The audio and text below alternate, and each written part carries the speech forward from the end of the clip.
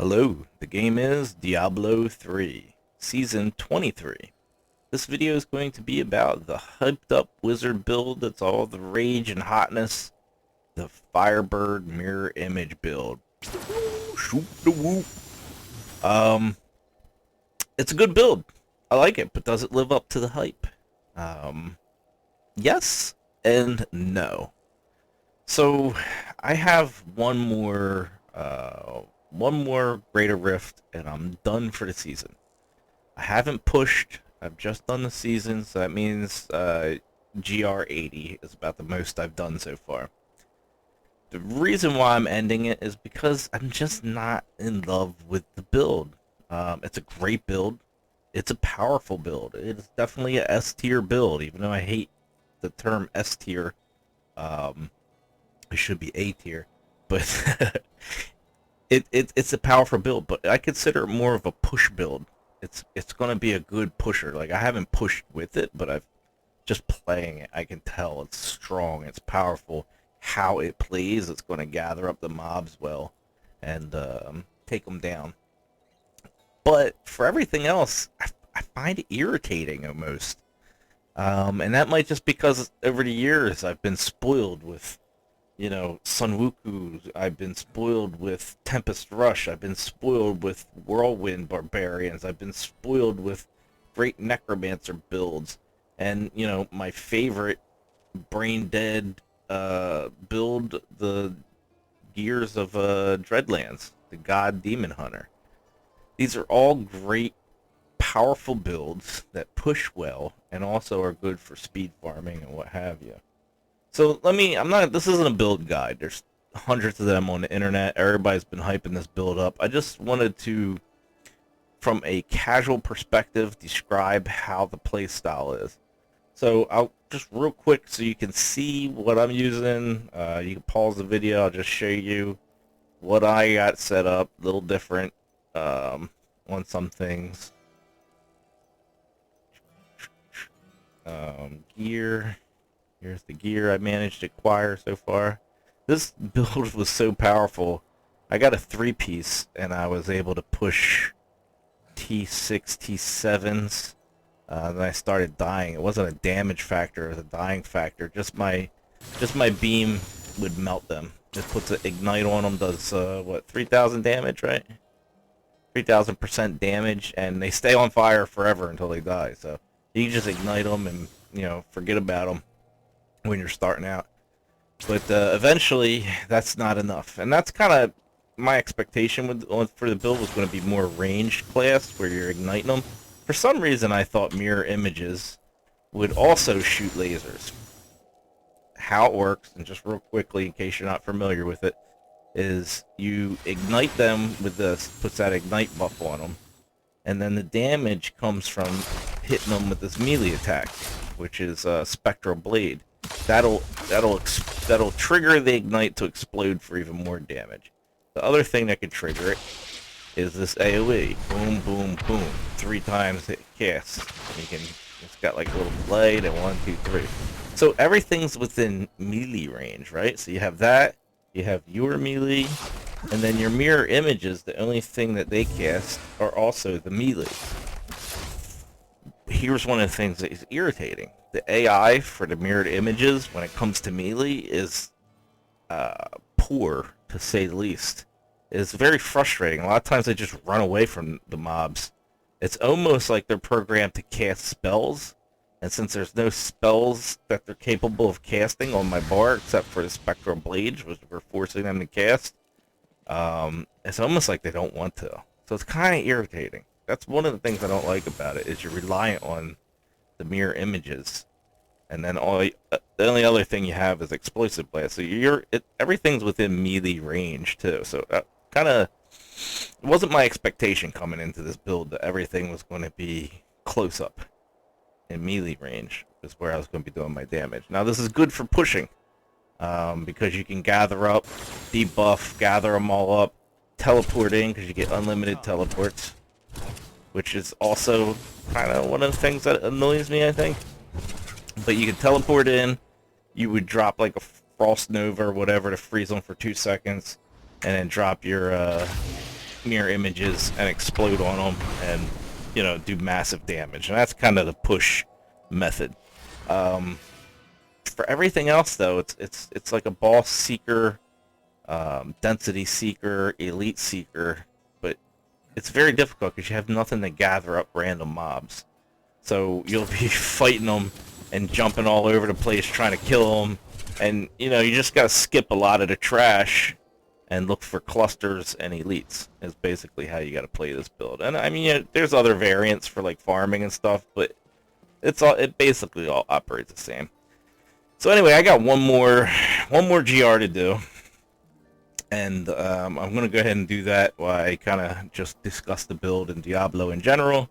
And then that will be the video. I'll let you see the gameplay a little bit from my perspective. Kind of why this build, why I didn't fall in love with it. I don't regret. Let me get in here. So I got one. I'm going to do it. I don't even need to do it empowered. I literally have 1 point left. I think it's at 70. That's at 70. Yeah, it's 69. So I don't even have to do it empowered. Shoot, what was I saying? Anyway, yeah, I just didn't fall in love with it. Like, my defenses went down. That's the other thing that's great about this build. This build will be great for hardcore, because you see, I just died, and I can have I think 3 death saves. One from my set, one from my follower. Now that the followers have changed, sorry, I'm trying to avoid them while I'm talking. And then one from my my abilities if I wanted it. So I could have 3 death saves. So this would be a really good hardcore class. All right, so I got my stacks up. I'm gonna teleport around. Little clusters like this you can ignore, right? Or you can blow them up. Doesn't matter. I'll just destroy them real quick. But it's a rather sloppy build, and it's quite slower than let's say like Gears of Dreadlands or Whirlwind or even like Multi-Shot or whatever. It's slower, not... It's the teleport. Look how slow it is. It's got like a cooldown. You don't really travel too fast with it. Like, that's slower than a god demon hunter just traveling. If we were racing, he would beat me. And he would be killing stuff as he was traveling. That's the thing. Like, I have to stop, do all this, cast my little explosions, hit them. So it's definitely not a super fast build. By no means is it slow either. I was able to complete the T10 Rift in 2-minute challenge solo by myself. It took a few tries. I had to get a good map, and I had to do everything perfect. But I was able to do it with this build, just teleporting around and smashing everything. So it's by no means is it slow. It's just not as fast as some of the faster builds that are actually more lax, and you don't have to, you know, coordinate your attacks as much. But yeah, the teleports I find kind of irritating. I don't know why. I haven't. Full disclosure, I haven't played a wizard since 2012. This character is actually a rebirth wizard from... Oh, I'm not even paying attention to the map. This is my 2012 wizard who wasn't even level 70, so that's how much I've played a wizard in Diablo 3. Not much at all. So I was very excited because I haven't played a wizard, and this build got me kind of like, yeah, I'm gonna play a wizard, and it's OP. And it is. It's very powerful. I think it's going to be a really great push build, but I'm not in love with it. That's all I could say. It's a little irritating in some aspects.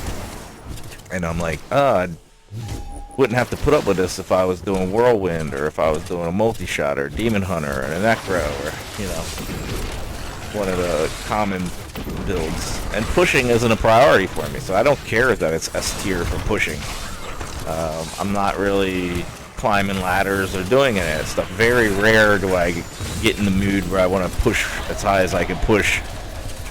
That's not a thing I enjoy, which is actually something I don't like about the design of Diablo 3 is for casual gamers who don't like the ladder push. There's not much to the game. You know, I almost, you know, I jump in, I do my seasons, I get my little reward, but I wish there was more, there was something for me to do. It's a great game, it's a pretty game, it's a, you know, I just wish there was more of a reason for me to play than what there currently is, and it's just, it's a game design decision. There's nothing holding it back from being able to do other things. Actually, I wish they'd have the auction house back in, you know? That way at least I'd have like a, you know, a market or something to do, you know? I could go out and farm, try to farm primals so I could trade them with other players or sell them for real life money or something, you know? Maybe make $1 or $2. I mean, it sounds stupid, but at least it gives you something to work towards or do to play the game. It gives you a reason. Anyway, that's one of my gripes with Diablo 3 is they kind of took away a lot of reasons to even play the game unless you push ladders. Like, there's not a whole lot of reason to perfect your character, and you know why. So you can farm faster to do what? To perfect your character better? Like, there's no interaction there. Kind of just getting down on Diablo now. It's a great game. I like it. I'm not trying to be negative. It's just one of the things that I wish they had put more thought into. Like, what is there for a more casual player to do, or even hardcore players, you know? I mean, there's got to be more than just pushing ladders. Oh, this is a nice little map to end it on. To end the season, actually. This will be it. Once I'm done, I think I'm gonna log off. I'm not gonna play anymore. I don't know. I might come back on later after this season, but I don't know. The build hasn't really inspired me to stay. Where you at? There you go. Melt him real quick. There we go. That's the end of my season. It'd be nice if like a primal dropped or something.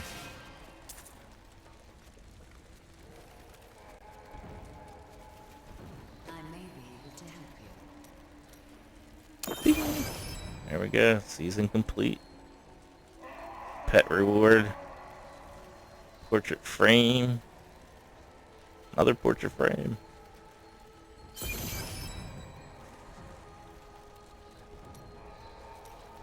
Get that.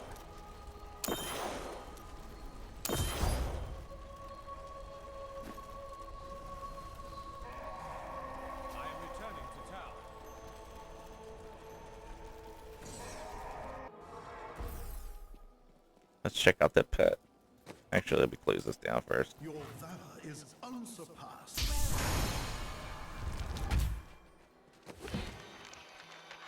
So the build, yeah, the build's good. You know, I'm not trying to crap on it. Like I said, it's not horrible, but it's just, I think it's not what I expected, and I'm just not. Oh, my follower's gonna like that one. I'm not inspired by it, you know. Kind of, I don't regret playing it, but I kind of feel like I wish I was playing something else. I've actually bumped into a couple players that were like, I don't like the wizard, please power level me, I want a new character. Yeah, I've seen a lot of people not feeling it, which is cool. Let me see if she gives me anything. Dump my my blood shards before I go. What am I gonna do? Gloves? Yeah, I guess I'll do gloves. Ah. Womp womp womp. That is too I've had a pretty rough run with loot this season. I usually get a little bit luckier than what I did. Let's check out the pets real quick. Actually, let me look at the leaderboards. So this is where we got currently they're at 133 for wizards. He's doing the Firebirds. Let's see what the demon hunters. See if God's still at the top.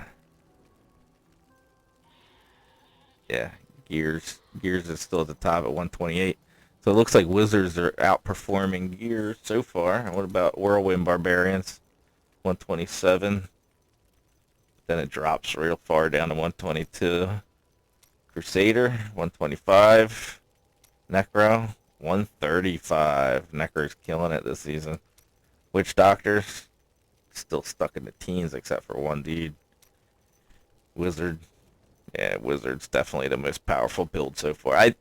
And maybe not. Maybe just a lot of people are playing Wizard versus the other ones. Anyway, so yeah, we got the pet portrait frame. I guess this one. I don't know. Let's look at the cosmetics. Pets. There's my new. So this is the one you get in the beginning of the season. Am I not seeing it? Where'd it go?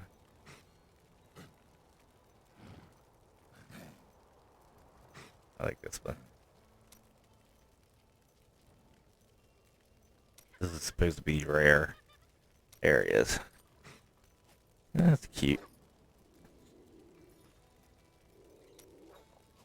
Let me look at the portrait frame. Is that it?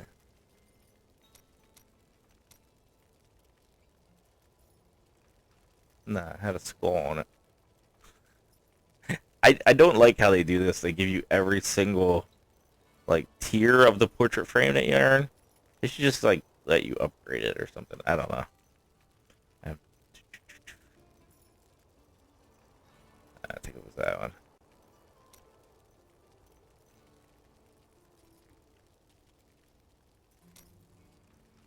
Alright, little pet. Let's take a look at you. That's cute. That's not a bad pet at all. I like that. Well worth it. Well worth it. And you know what? It said I got a stash space. Did I actually get a stash space? No. It just said I did. Got my stash pretty well cleared out.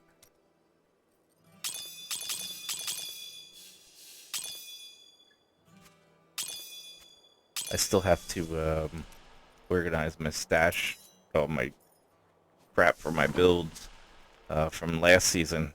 It's probably they dump it and it sits for 30 days. Anyway, that's the video. It's a pretty good build. Just if you're a casual player, be warned. It's not laser beam face melting. It's more close range triggering AoE and using your poor AI. They look so cool though. Like, look how cool they look. Using your AI, your weak AI to hit them with melee. I wish it was more laser beamy. That would have been really good. But anyway, not a bad build overall. Diablo, love the game. Wish there was more for me to do in it. Looking forward to Diablo 2 Resurrection or whatever it's called. The overhaul of Diablo 2. Hopefully Diablo 4 will be a little give us something more to do. A little more RPG, I guess. Man, I'd really, yeah, I know it's an unpopular opinion, but I'd really love for them to bring back that auction house, just so we have something to work for or do in the game. But that's it. That's the video, and I hope you got some good feedback on this build. Talk to you later. See you in the next video.